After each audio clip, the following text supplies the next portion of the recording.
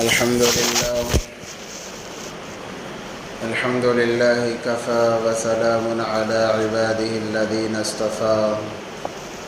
أما بعد، أشهد أن لا إله إلا الله وحده لا شريك له ولا وزير له ولا نظير له ولا مثل له ولا مثال له ولا معين له ولا مشير له، أزلي أبدي عمدي دائمي. ونشهد أن سيدنا وسندنا وحبيبنا وحبيب ربنا وطبيبنا وطبيب قلوبنا وطبيب أرواحنا وطبيب أجسادنا أولانا مولانا محمدا عبده ورسوله. أما بعد، قال الله تبارك وتعالى في القرآن المجيد والفرقان الحميد: فأعوذ بالله من الشيطان الرجيم، بسم الله الرحمن الرحيم. اقرأ باسم ربك الذي خلق الإنسان من علق. اقرأ وربك الأكرم الذي علم بالقلم علم الإنسان ما لم يعلم. وقال تعالى: يرفع الله الذين آمنوا منكم والذين أوتوا العلم درجات. صدق الله العظيم. قال النبي صلى الله عليه وسلم: لن تزول قدم عبد حتى يسأل عن 4 خصال: عن عمره فيما أفناه، وعن شبابه فيما أبلاه، وماله من أين اكتسبه وأين أنفقه، وعلمه ماذا عمل فيه. وقال النبي صلى الله عليه وسلم: لا يؤمن أحدكم حتى أكون أحب إليه من والده وولده والناس أجمعين، أو كما قال عليه الصلاة والسلام. اللهم صل على سيدنا مولانا محمد في أول كلامنا. اللهم صل على سيدنا مولانا محمد في أوسط كلامنا. اللهم صل على سيدنا مولانا محمد في آخر كلامنا. اللهم لك الحمد كما أنت أهله، فصل على محمد كما أنت أهله، وافعل بنا ما أنت أهله، فإنك أنت أهل التقوى وأهل المغفرة. اللهم صل على محمد كلما ذكره الذاكرون، وصل على محمد كلما غفل عن ذكره الغافلون. رب اشرح لي صدري ويسر لي أمري واحلل عقدة من لساني يفقه قولي. اللهم صل على محمد وآله ألف مرة. اللهم صل على محمد وآله ألف مرة. اللهم صل على محمد وآله ألف مرة. معزز و محترم سامعین کرام، بزرگان دین، ایک مرتبہ دل کی گہرائیوں کے ساتھ درود پاک پڑھ لیں. اللهم صل على سيدنا محمد وعلى آل سيدنا محمد وبارك وسلم. معزز سامعین کرام، اللہ تبارک و تعالیٰ نے قرآن پاک کے اندر مومنین کی علامتیں بیان کی ہیں. آج سے تقریباً 2 مہینے پہلے میں نے کہا تھا، ہم نے عنوان باندھا تھا 5 چیزیں مومن کی علامت ہیں. اگر مسلمان کے اندر، ایمان والے کے اندر وہ علامتیں پائی نہیں جا رہی ہیں تو اسے اپنے آپ پر غور کرنے کی ضرورت ہے. جس کا تذکرہ کرنا رہ گیا، حالات ایسے آ گئے کہ عنوانات بدلتے گئے، موضوعات بدلتے گئے، وہ بات تقریباً ادھوری رہ گئی۔ آج انشاءاللہ کوشش کیا جائے گا کہ اس بات کو بھی مکمل کیا جائے۔ اسی کے ساتھ ساتھ گزشتہ ہفتہ ہم نے علم کے عنوان پر، علم کی اہمیت پر بہت ساری باتیں سماعت فرمائی ہیں۔ اللہ تبارک و تعالیٰ قرآن پاک میں فرماتے ہیں انما المؤمنون الذين اذا ذكر الله وجلت قلوبهم واذا تليت عليهم آياته زادتهم ايمانا وعلى ربهم يتوكلون الذين يقيمون الصلاة ومما رزقناهم ينفقون اولئك هم المؤمنون حقا لهم درجات عند ربهم ومغفرة ورزق کریم۔ اللہ تبارک و تعالیٰ نے 5 صفات کا تذکرہ کیا ہے۔ جس انسان کے اندر یہ صفات نہیں ہے وہ حقیقی معنوں میں کامل ایمان والا کہلا نہیں سکتا۔ اس لیے ہمیشہ ان 5 چیزوں کو دیکھنا چاہیے، کیا یہ چیزیں ہمارے اندر موجود ہیں، کسی چیز کی کمی تو نہیں ہوگی۔ وہ کیا چیزیں انشاءاللہ آپ حضرات کے سامنے آئیں گی۔ اسی کے ساتھ ساتھ دنیاوی زندگی کے اندر ایک حقیقت ہے، ایک فلسفہ ہے، ایک افسانہ ہے۔ ایمان والوں کے لیے بلکہ تمام انسانوں کے لیے دنیا کی زندگی ایک افسانے کے مانند ہے، اور آخرت کی زندگی یہی حقیقت ہے۔ مگر انسان افسانے کو حقیقت سمجھ رہا ہے، حقیقت کو افسانہ سمجھ کر زندگی گزار رہا ہے۔ انسان رات میں سوتا ہے، بڑا بہترین خواب دیکھتا ہے کہ خواب میں وہ اڑ رہا ہے، کروڑوں کے پیسے اس کے پاس میں ہیں، اس کے منشا کے مطابق ہر چیز اس کے ہاتھ میں ہے۔ مگر وہ خواب کب تک کا؟ جب تک وہ نیند سے بیدار نہ ہو جائے۔ انسان جیسے ہی نیند سے بیدار ہو گیا تمام خواب بگڑ کے رہ جاتے ہیں۔ اگر انسان یہ سوچے کہ ارے خواب میں یہ تمام چیزیں میرے پاس تھیں اب کیوں نہیں ہے، تو اسے بتایا جائے گا وہ ایک خواب تھا، افسانہ تھا، حقیقت یہی ہے جو تو دیکھ رہا ہے۔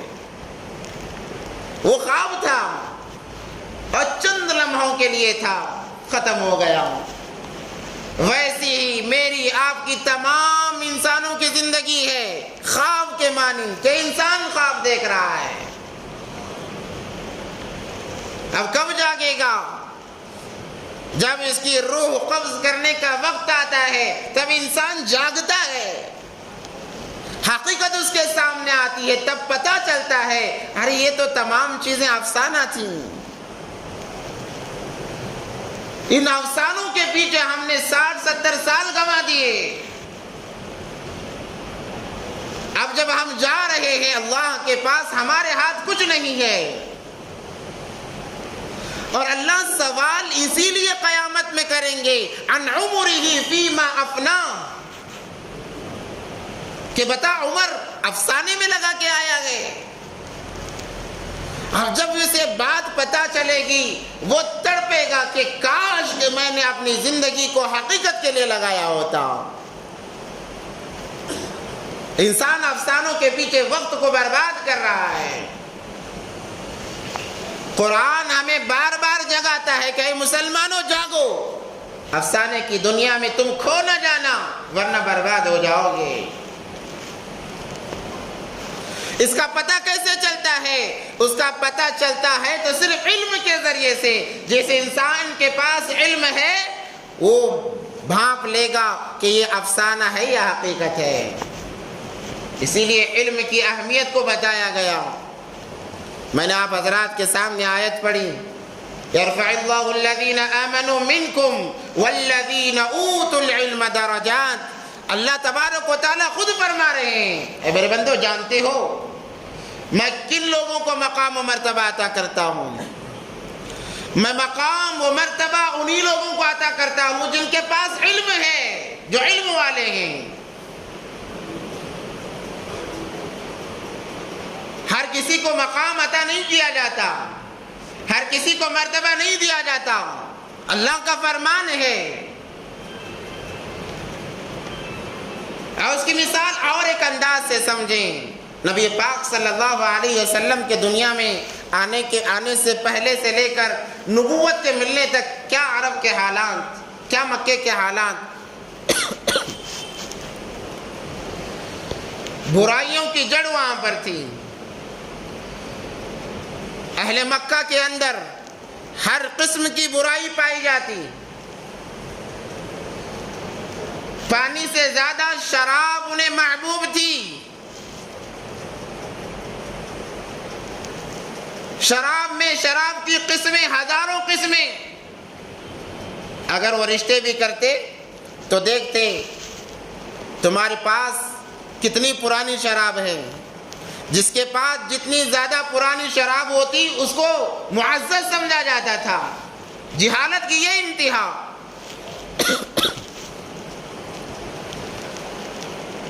ہر بری چیز اہل مکہ کے اندر پائی جاتی تھی۔ زناکاری ان کے لیے عام، کوئی مسئلہ نہیں، یہاں تک کہ وہ اپنی سوتیلی ماؤں سے نکاح کر لیا کرتے۔ یہ کوئی عیب ان کے لیے نہیں تھا۔ معمولی بہانوں پر سالوں سال جنگیں شروع ہو جاتی۔ وقت نہیں ہے، میں مختصر عرض کرتا چلوں۔ انشاءاللہ جب سیرت کا عنوان شروع ہوگا انشاءاللہ تفصیل سے باتیں ہمارے سامنے آئیں گی۔ اور جب ایک خاندان کا فرد مرنے سے پہلے تمام کو بلا کر وصیت کرتا کہ دیکھو ہماری لڑائی فلاں خاندان سے ہے، میرے مرنے کے بعد تم اس کا مقابلہ کرنا۔ لڑائی کس بات پر؟ جائیداد کے نام پر نہیں، وہ تو دور کی بات ہے۔ لڑائی کی ابتدا ایسے ہوتی کہ کسی کے اونٹ نے کسی کے اونٹ سے پہلے پانی پی لیا، اب یہ کہتا کہ میرا اونٹ پہلے پانی پینا تھا، تمہارا اونٹ کیسے پانی پی لیا؟ اب لڑائی شروع ہو گئی، کئی لوگوں کی جانیں چلی جاتی، اور اس کو نسل در نسل تک منقسم کیا جاتا، بانٹ دیا جاتا، وصیتیں کی جاتی۔ جہالت کی یہ انتہا۔ جوا کھیلا جاتا، جوا کھیلنا، شراب پینا ان کے لیے زندگی گزارنے کا مقصد بن گیا تھا۔ جوئے کے اندر مال و دولت کے ساتھ اپنی اولاد کی بھی بازی لگا دیتے، اپنے عورتوں کی بھی بازی لگا دیتے۔ جب کوئی مرد اپنی عورت کو جوئے میں ہار جاتا، وہ گھر میں جا کر کہتا کہ میں نے فلاں کے ہاتھ پر تمہیں بیچ دیا یا میں تجھے ہار گیا ہوں، اب تو چلی جا اس کے پاس۔ عورت کو یہ حق نہیں تھا کہ وہ پوچھتی کیوں ہارے ہو، حوالے کر دیا جاتا۔ جہالت کی یہ انتہا۔ بچیوں کا پیدا ہونا منحوس سمجھا جاتا تھا۔ اور آپ کو میں بتاتا چلوں نبی پاک صلی اللہ علیہ وسلم کا فرمان، نبی پاک صلی اللہ علیہ وسلم نے فرمایا، اے میرے صحابہ، قیامت کے قریب ایک وقت ایسا آئے گا، ایک دور ایسا آئے گا کہ تمہاری جہالت کی جتنی چیزیں ہیں دوبارہ میری امت میں رونما ہوں گی۔ قیامت کے قریب تمہارے اندر جتنی جہالت کی چیزیں ہیں دوبارہ وہ رونما ہوں گی۔ آج دیکھنے میں وہی چیز آ رہی ہے۔ سود کا بازار اس وقت میں گرم تھا تو آج بھی گرم ہے۔ زناکاری اس وقت میں عام تھی تو آج بھی عام ہے۔ لوگ جوئے میں کیا کیا نہیں ہار رہے ہیں۔ اس وقت میں لڑکیوں کا پیدا ہونا منحوس سمجھا جاتا تھا، آج بھی سمجھا جاتا ہے۔ کئی ہزاروں واقعات ہیں کہ لڑکی کی پیدائش پر شوہر نے بیوی کو طلاق دے دیا۔ ارے اس کا کیا قصور ہے؟ اولاد دینے والی ذات تو اللہ کی ہے، اس عورت کا کیا قصور؟ مجھے لڑکا چاہیے تھا، اس نے لڑکی پیدا کر دی، اب میرا اس کا کوئی تعلق نہیں، بس طلاق ہو گئی۔ تمام وہ چیزیں جہالت کی آج رونما ہو رہی ہیں، اللہ ہم تمام کی عبادت فرمائیں۔ یہاں تک کہ اگر بچی پیدا ہو جاتی اس کو زندہ درگور کر دیا جاتا۔ کیا مطلب ہے کہ باپ کہنے والا جب اسے پتہ چلتا کہ بچی پیدا ہوئی ہے، اس ننھی سی جان کو لے جاتا، گڑا خود اپنے ہاتھوں سے کھودتا اور زندہ دفنا کر آ جاتا۔ ہوتا تھا پیشانی پر بل تک نہیں پڑتا تھا۔ یہ جہالت کی انتہا۔ ایک واقعہ کتابوں میں لکھا ہوا ہے، ایک صحابی آئے نبی پاک صلی اللہ علیہ وسلم کے پاس اور پوچھنے لگے اللہ کے نبی کیا ایمان لانا تمام پچھلے گناہوں کو معاف کرا دیتا ہے؟ نبی پاک صلی اللہ علیہ وسلم نے فرمایا کہ ہاں، ایمان لانا پچھلے تمام گناہوں کو معاف کرا دیتا ہے۔ اس صحابی نے پوچھا گناہ چاہے جیسا بھی ہو کیا وہ بھی معاف ہو جائے گا؟ دو جہاں کے سردار نبی اکرم صلی اللہ علیہ وسلم نے فرمایا ہاں، جیسا بھی گناہ ہو معاف ہو جائے گا۔ وہ صحابی رونے لگے۔ نبی پاک صلی اللہ علیہ وسلم نے وجہ پوچھی رونے کی تو انہوں نے اپنی داستان بیان کی کہ انہوں نے کہا اے اللہ کے نبی آپ تو جانتے ہیں دور جہالت کے اندر لڑکی کو ہم کتنا منحوس سمجھا کرتے تھے۔ میرے گھر بھی بچی پیدا ہوئی، اتفاق سے میں سفر پر نکلا ہوا تھا، مجھے پتا نہیں میرے گھر میں کیا ہوا ہے، لڑکی یا لڑکا مجھے پتا نہیں۔ جب میں سفر سے آیا، آنے سے پہلے ولادت ہو چکی تھی، میری بیوی نے خوف کے مارے اس کو چھپائے رکھا، میرے سامنے نہیں لایا۔ جب وہ اتنی بڑی ہو گئی کہ چلنے کے قابل ہو گئی، چلنے پھرنے کے قابل ہو گئی، تو دوبارہ میں سفر میں گیا ہوا تھا۔ جب سفر سے میں تھکا آ رہا آیا، میری بیوی نے اس بچی کو میرے سامنے کر دیا اور کہا کہ یہ تمہارا باپ ہے۔ جیسے ہی اس بچی نے سنا دوڑ کر آ کر میرے گلے لگ گئی۔ بچی جب گلے لگی میں تھکان ساری بھول گیا، اللہ کے نبی ساری تھکان بھول گیا۔ اس بچی کے لیے میرے دل میں محبت پیدا ہو گئی۔ ایک طرف ڈر تھا، قوم کو معلوم پڑے گا تو کیا معاملہ ہوگا، مگر ڈر پر محبت غالب آ گئی اور میں نے نظر انداز کر دیا۔ وہ بچی ہمارے ساتھ پلی بڑی، جب کچھ اور بڑی ہوئی تو یہ خبر ابو جہل کو لگ گئی، تو ابو جہل نے مجھے راستے میں روکا اور کہا کہ سنا ہے تیرے گھر بیٹی پیدا ہوئی ہے، اگر خیریت چاہتا ہے تو اس کو زندہ درگور کر دے، ورنہ تیرے سارے خاندان کو ختم کر دوں گا۔ میں نے پھر بھی نظر انداز کیا، اولاد تو اولاد ہوتی ہے، چاہے لڑکا ہو لڑکی ہو، اس لیے اپنی اولاد ہر ایک کو محبوب ہوتی ہے۔ آپ دیکھے ہوں گے ایک بچہ کالا کلوٹا ہوتا ہے مگر ماں اسے سینے سے لگاتی ہے، کہتی کہ میرا بچہ ہے، اور جب لوری گاتی ہے کہتی ہے اس بچے کو تو میرے چاند کا ٹکڑا ہے۔ یہ محبت ہوتی ہے۔ وہ صحابی کہتے ہیں کہ پھر ڈر پر محبت غالب آ گئی، میں نے نظر انداز کر دیا۔ دوبارہ ابو جہل نے دھمکی دی کہ کل تک اگر اسے درگور نہیں کیا گیا، مار نہیں دیا گیا تو تمہاری خیر نہیں، تمہیں سرے بازار میں مار دیا جائے گا۔ میرے دل میں ڈر پیدا ہو گیا، خوف پیدا ہو گیا، اور ایک عزت کا مسئلہ تھا، تو میں نے اب ارادہ کیا کہ اب بچی کو زندہ دفنا دینا چاہیے، اور میں معمول کے مطابق اپنے گھر گیا۔ بچی دوڑی ہوئی آ کر گلے لگتی ہے، ابا ابا کہہ کر پکارتی ہے، مگر اس وقت میں اللہ کے نبی میرا دل نرم نہیں ہوا، میرا دل سخت پتھر کا بن گیا، میری جان مجھے محبوب بن گئی۔ میں نے نظر انداز کیا، بیوی سے کہا کہ بیٹی کو نئے کپڑے پہنا دو، کہیں لے جانا ہے۔ بیوی نے، جب بیوی کو یقین ہو گیا تھا کہ میری محبت ہمیشہ ظاہر ہو رہی تھی، اب بیوی کو یقین ہو گیا کہ یہ اپنی بچی کو درگور نہیں کرے گا، نہیں مارے گا، بیوی نے تیار کیا اور میرے حوالے کیا۔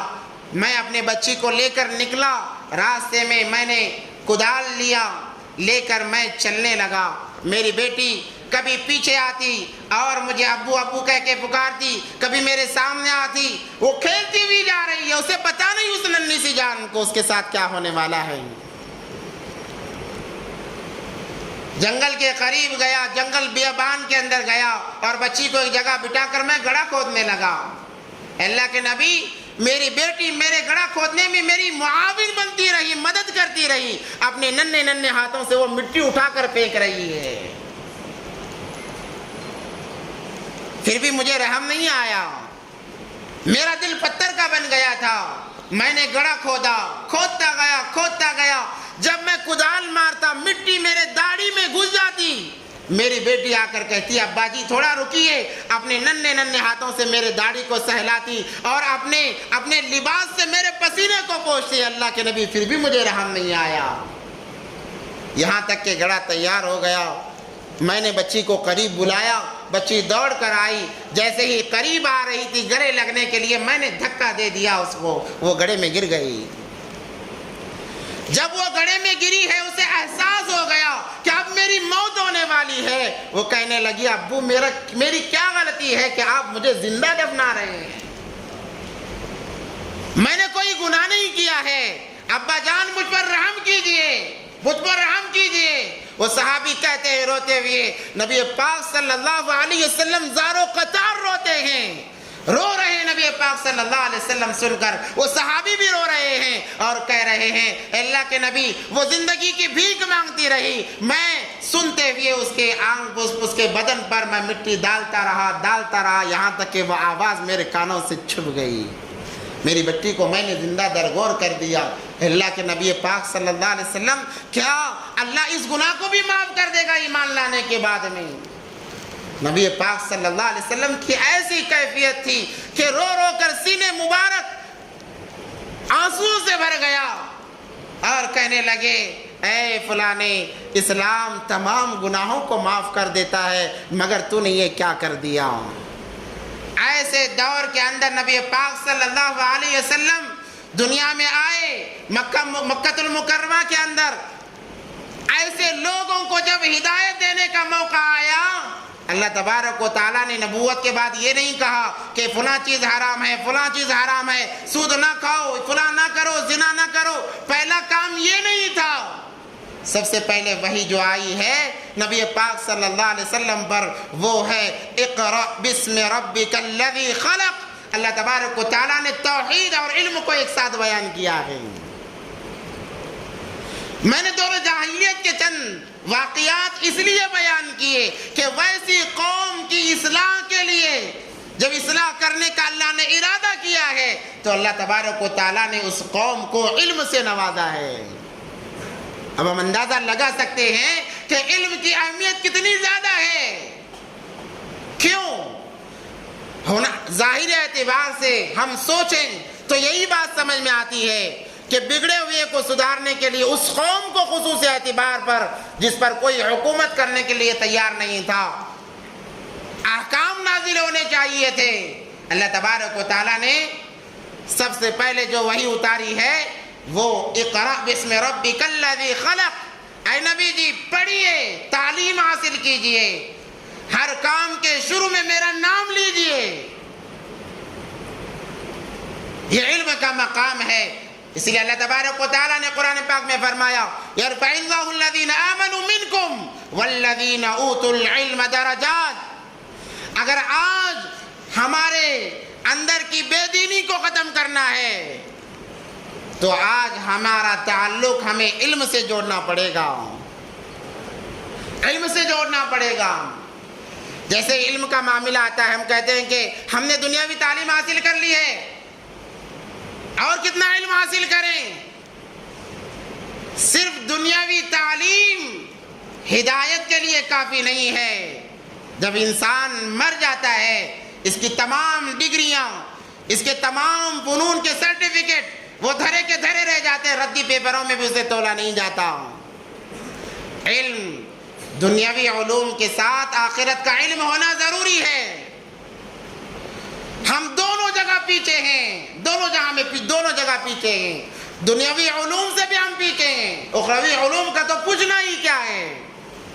ضابطہ ہے، ضابطہ یاد رکھیں، آپ کہیں چلے جائیں یا ٹریفک پولیس سے کوئی آپ کو پکڑ لے، آپ اس سے فوراً انگلش میں 2-4 الفاظ کہہ دیں، وہ کہے گا ارے یہ تو جانکار آدمی ہے، یہ مجھ سے زیادہ جاننے والا ہے، اس کے معاملات میں تبدیلی آئے گی، رویہ اس کا بدل جائے گا، فوراً اس کا رویہ بدل جائے گا۔ اگر آپ اور زیادہ بات چیت کرنے لگیں گے وہ کہے گا اس سے پنگا لینا مشکل ہے، اس کو چھوڑ دیا جائے۔ اس کے بالمقابل آپ کو کسی پولیس نے پکڑ لیا، ٹریفک پولیس نے پکڑ لیا، آپ اردو بات بھی ہچکچا کر رہے ہیں، انگریزی تو دور کی بات، وہ سمجھ لے گا یہ بڑا ان پڑھ انسان ہے، اس کو لوٹنا آسان ہے، وہ لوٹے گا آپ کو لوٹے گا، وہ آپ کو مجبور کرے گا۔ یہی علم ہے جو انسان کو دنیا میں بھی اعلیٰ رکھتا ہے، آخرت کے اندر بھی اعلیٰ مقام دلاتا ہے۔ اس سے بعض سیکولر لوگ یہ کہتے ہیں کہ ہم نے فلاں ڈگری حاصل کر لی، اب ہمیں دین علم کی کیا ضرورت ہے؟ ضرورت ہے۔ ایک انسان ڈاکٹری پڑھ لے، انجینئرنگ پڑھ لے، بہت سارے فنون حاصل کر لے، اگر اس نے قرآن کا علم حاصل نہیں کیا تو اس نے کچھ بھی حاصل نہیں کیا۔ MBBS کی ڈگری اس کے پاس میں ہے مگر سورہ فاتحہ پڑھنے نہیں آ رہا ہے، ایک سورت صحیح تجوید سے پڑھنے نہیں آ رہا ہے، تو اس نے کچھ بھی نہیں پڑھا ہے، وہ سب سے بڑا جاہل انسان ہے۔ بظاہر وہ ڈگریاں بتائے، عہدے بتائے، اگر قرآن کا علم اس کے پاس نہیں ہے تو وہ سب سے بڑا جاہل انسان ہے۔ اور اللہ نے جہالت کا جو لفظ استعمال کیا ہے قرآن کے علم سے دور رہنے والوں کے لیے استعمال کیا ہے، اس لیے اپنا تعلق علم سے جوڑیں، علم سے جوڑیں۔ آج علم کی، دین کی حفاظت کے لیے علم کا حاصل کرنا ضروری ہے۔ یہود و نصارہ دین علوم میں ہم سے کئی گنا آگے ہیں، کئی گنا آگے ہیں۔ کیوں؟ ہمیں شکوک میں ڈالنے کے لیے، شک میں ڈالنے کے لیے انہوں نے قرآن کا مطالعہ کیا، احادیث کو انہوں نے پڑھا، بلکہ بعض ایسے ہیں جن کو بخاری شریف پوری کی پوری زبان یاد ہے۔ فتنہ پھیلانے کے لیے وہ دینی علوم کو اس قدر سیکھ رہے ہیں، اور ہم اپنے دین کی حفاظت کرنے کے لیے ذرا علم سیکھنے کے لیے ہمارے پاس وقت نہیں ہے۔ ہم کہتے ہیں سورہ درست کرنے کے لیے وقت نہیں ہے، نمازیں درست کرنے کے لیے وقت نہیں ہے، قرآن پڑھنے کے لیے وقت نہیں ہے، اور ان ڈگریوں کو حاصل کرنے میں ہم نے 15-20 سال لگا دیے جن کے موت کے وقت میں کوئی اہمیت نہیں ہے۔ اگر آج ہمارے دین کی حفاظت کرنی ہے تو سب سے پہلے اپنا تعلق علم سے جوڑنا ہوگا۔ آج دونوں علوم کی ضرورت ہے، یہ نہیں کہ بس آخرت کا علم سیکھ لیا جائے، نہیں۔ آج حالات بڑے ناساز ہیں، دنیاوی علوم بھی چاہیے، دینی علوم بھی چاہیے، جس کے ذریعے سے ہم اپنے دین کی حفاظت کر سکیں گے، ورنہ ہمارا دین باقی رہنا، ہمارے دین کی حفاظت ہونا بہت مشکل ہے۔ دین کی حفاظت کرنے کے لیے دو چیزوں کا کرنا بہت زیادہ ضروری ہے۔ ایک تو اپنے وقت کو دین علم کے حاصل کرنے کے لیے فارغ کریں، دوسرا جو علم کے قلعے ہیں ان کا بھرپور تعاون کریں۔ تعاون کیسے کیا جائے؟ تعاون کیسے کیا جائے؟ مدارس ہیں، مدارس میں اپنے بچوں کو ڈالیں، اپنے خاندان کے بچوں کو مدارس میں ڈالیں، انہیں پڑھوائیں، حافظ بنائیں، عالم بنائیں۔ آج تو الحمدللہ سہولتیں بہت زیادہ ہیں، انسان اسکول کے ساتھ دینی تعلیم بھی حاصل کر سکتا ہے، آج مشکل نہیں ہے، آج کے وقت میں کوئی مشکل نہیں ہے۔ ہمارے پاس پڑھے ہوئے کئی بچے ہیں الحمدللہ، SSLC سے پہلے وہ حافظ قرآن بن گئے۔ جب انسان ٹھان لیتا ہے وہ ہر کام کر جاتا ہے، دل ہی نہ مانے تو بہانے آزار ہیں، جب دل نہیں مانتا تو ہزار بہانے سامنے آ جاتے ہیں۔ تو سب سے پہلے دین کی حفاظت کے لیے علم کا حاصل کرنا، اور اپنے خاندان والوں، خاندان میں جو بچے ہیں، افراد ہیں، ان کا تعلق علم سے جوڑنا۔ دوسرا جو علم کے قلعے ہیں، جہاں پر علم کی حفاظت کے کام کیے جاتے ہیں، ان کا تعاون کرنا، جیسے کہ مدارس ہیں، خانقاہیں ہیں، ان کا تعاون جانی اعتبار سے بھی، مالی اعتبار سے بھی۔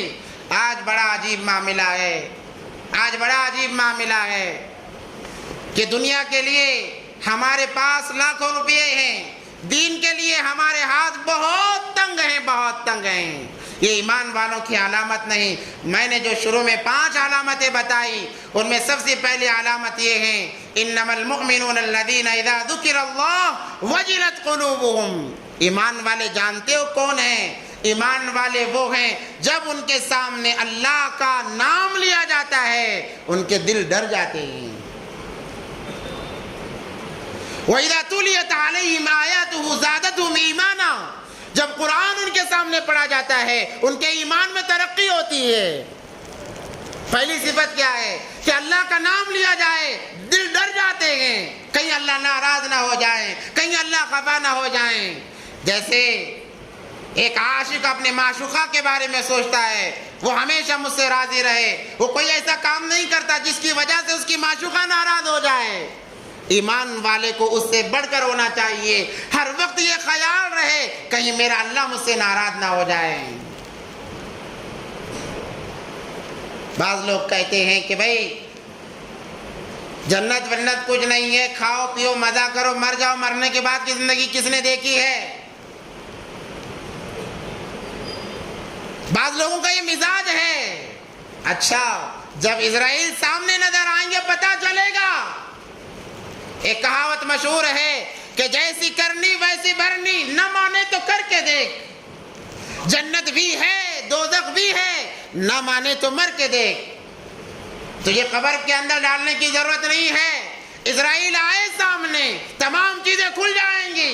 ارے بڑا ٹھینگے مارا کرتا تھا، اب کیا ہو گیا؟ اب بدن تھرا رہا ہے، کچھ کام نہیں آئے گا۔ اور مرنے کے بعد میں وہی معاملات۔ وَعَنْ عُمُرِهِ فِي مَا أَفْنَا، بتا عمر کہاں خرچ کر کے آیا ہے۔ وَعَنْ شَبَابِهِ فِي مَا أَبْلَا، بتا جوانی جس جوانی کے نشے میں گناہ کیا کرتا تھا کہاں کھپا کر آیا ہے بتا۔ انما المؤمنون الذين اذا ذكر الله وجلت قلوبهم۔ ایمان والوں کی صفات یاد رکھیں، جب اللہ کا نام لیا جائے دل اندرونی اعتبار سے ڈر جائے، جب قرآن کی آیات ان کے سامنے تلاوت کی جائے ایمان میں ترقی ہو۔ ترقی کب ہوگی؟ جب قرآن کو سمجھے گا تو ترقی ہوگی، قرآن کو سمجھے گا تو ترقی ہوگی۔ ہم نے ہر چیز کو سمجھ لیا، قرآن کو سمجھنے کے لیے ہمارے پاس وقت نہیں ہے۔ قرآن کو سمجھ کر پڑھو، جو اس کے اندر مٹھاس ہے، جو تاثیر ہے، جب پڑھو گے تب پتہ چلے گا، دل لگاؤ گے تو پتہ چلے گا محبت کیا چیز ہوتی ہے۔ وَعَلَىٰ رَبِّهِمْ يَتَوَكَّلُونَ، اللہ پر توکل، یہ تیسری صفت ہے ایمان والوں کی۔ الَّذِينَ يُقِيمُونَ الصَّلَاةَ، نماز کا قائم کرنا۔ آج سب کچھ ہو رہا ہے، نماز بھئی بعد میں وقت ملا تو پڑھ لیں گے، کام پر پابندی سے جانا ہے، کھانا پابندی سے کھانا ہے، پیشاب پاخانہ پابندی سے کرنا ہے، نماز جب وقت ملی تب پڑھ لیں گے، اب وقت نہیں ہے پڑھنے کا۔ اچھا شیطان نے ایک سجدے کا انکار کیا، اللہ نے مردود قرار دیا کہ جا نکل یہاں سے جنت سے۔ تو کتنے سجدوں کا انکاری ہے پتہ بھی ہے، کتنے سجدوں کا انکار کرتا ہے پتہ بھی ہے۔ کوئی مالداری کے نشے میں، کوئی عہدیداری کے نشے میں، کوئی دنیا کے نشے میں ہزاروں سجدوں کا انکاری ہے۔ شیطان بھی پناہ مانگتا ہوگا، ارے یہ تو مجھ سے گیا گزرا انسان ہے۔ یقیمون الصلاۃ ومما رزقناہم ينفقون، اور جو کچھ اللہ نے دیا ہے اس کو اللہ کے راستے میں خرچ کر رہے ہیں۔ جو کچھ اللہ نے دیا ہے، یہ نہیں کہ مالداری خرچ کرے، ایسا نہیں، جو کچھ اللہ نے دیا ہے اس کو اللہ کے راستے میں خرچ کریں، یہ بہت بڑی بات ہے۔ اور خرچ ہی کے ذریعے سے مدارس کی، مساجد کی حفاظت کی جاتی ہے، جس کے ذریعے سے دین کی حفاظت ہو رہی ہے۔ آج وہی ہم سے چیز نہیں ہو رہی ہے۔ تو میرے بھائیو، خرچ کرنے کا مادہ پیدا کریں، مساجد کو، مدارس کو ہمارا تعاون ہمیشہ ہو۔ مساجد کا جہاں تک تعلق ہے یہ تو اللہ کے گھر ہیں، آپ مساجد کے لیے جتنا لگاؤ کم ہے، جتنا لگاؤ کم ہے۔ ایک بادشاہ تھا، اس نے ارادہ کیا کہ میں اپنے ذاتی مال سے ایک مسجد بناؤں گا۔ اور بنانے لگا، اعلان کرا دیا کوئی ایک اینٹ نہیں دے گا، 1 روپیہ نہیں دے گا۔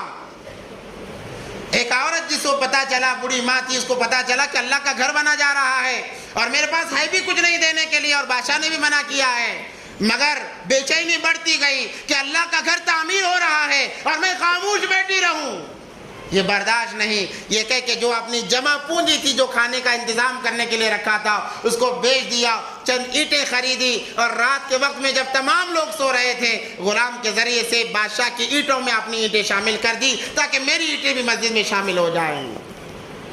دوسرے دن بادشاہ خواب دیکھتا ہے، خواب میں جنت کے اندر سیر کر رہا ہے تو دیکھا ایک بڑا عالیشان محل ہے، کئی خادم اس کے ارد گرد کھڑے ہوئے ہیں، ایسا لگتا ہے کہ دیکھنے سے دیکھتا ہی جائے، دیکھتا ہی جائے۔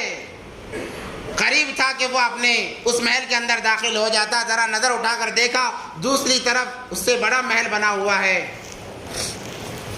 اور اس سے بھی زیادہ خوبصورت، اس سے بھی زیادہ چمکدار۔ جب اس نے اس محل کو دیکھا اپنا محل بھول گیا، اب ارادہ کیا کہ اس محل میں نہیں اس محل میں جاؤں گا، تو لوگ فرشتوں نے روکا، کہا کہ تمہارا محل نہیں ہے۔ پھر کہا اس نے کس کا محل ہے؟ وہ تمہاری رعایا میں ایک بوڑھی عورت ہے، وہ اس کا محل ہے۔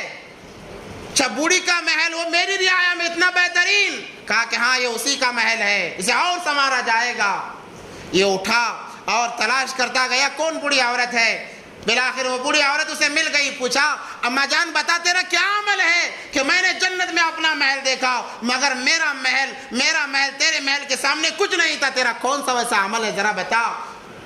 وہ کہنے لگی میرا تو کوئی عمل نہیں ہے۔ بادشاہ منت کرنے لگا کہ اما جان ضرور بتا، میں بھی تاکہ وہ عمل کر لوں۔ جب اصرار کیا، بادشاہ سلامت اگر جان کی عبادت ہے تو بتاؤں؟ کہا کہ ہاں ضرور بتاؤ۔ اس عورت نے کہا میرا کوئی ویسا عمل نہیں، آپ نے مسجد بنانے کا ارادہ کیا، اللہ کے گھر کو تعمیر کرنے کا ارادہ کیا اور کہا کہ کوئی 1 روپیہ نہیں دے گا، 1 اینٹ نہیں دے گا۔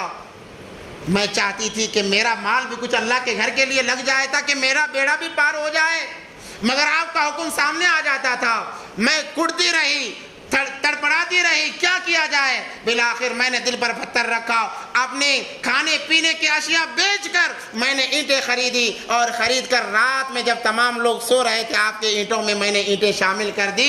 اے بادشاہ سلامت، وہ وہی اینٹوں کا نتیجہ ہے کہ اللہ تبارک و تعالیٰ نے آپ کے محل سے دگنا بڑا محل مجھے عطا کیا ہے۔